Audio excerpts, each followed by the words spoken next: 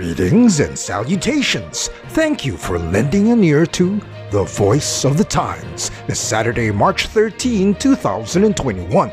For today's editorial, No Love from the PNP.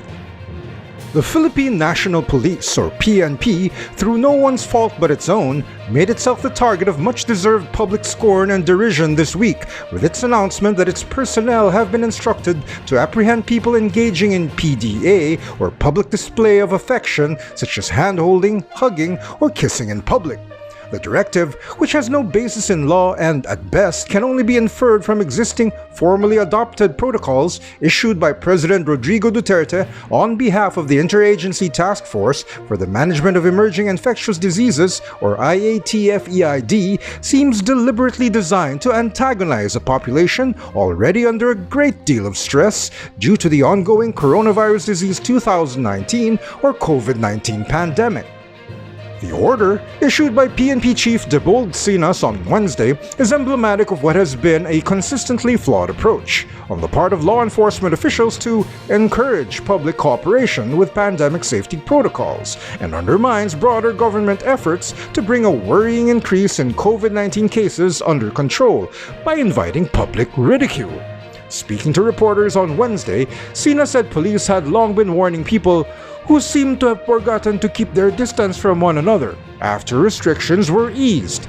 We will enhance our part. The IATF and local officials are already alarmed with the rising cases of COVID-19, Sinas said.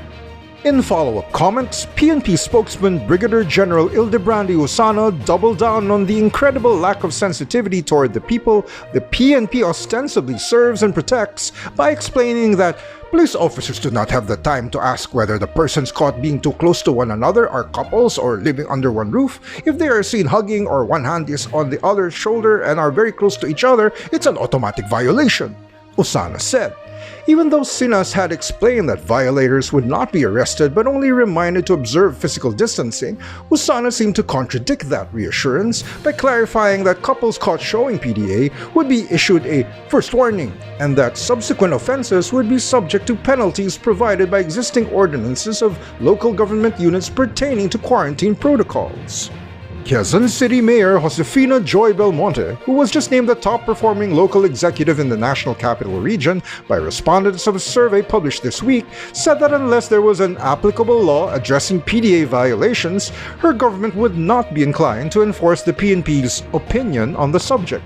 To be clear, physical distancing under all circumstances is strongly recommended by the IATF-EID and actual health experts, and it is formally mandated in a variety of ways, such as limitations on the capacity of public transit passengers, restaurant patrons, or shoppers in stores and malls. Along with proper hand hygiene and mask wearing, physical distancing is an effective measure to help prevent the spread of COVID-19 and should be practiced.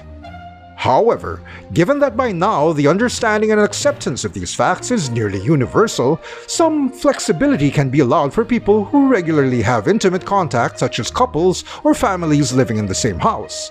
It is obviously ludicrous for the PNP to assert that it might prevent the transmission of COVID-19 between two people by preventing them from holding hands in public when those two people are very likely sharing a bed and living quarters. Usana's excuse that officers do not have time to spend a few seconds productively interacting with members of the public on a matter of community safety to determine the relationship between people engaging PDA smacks of laziness, if not contempt for the public.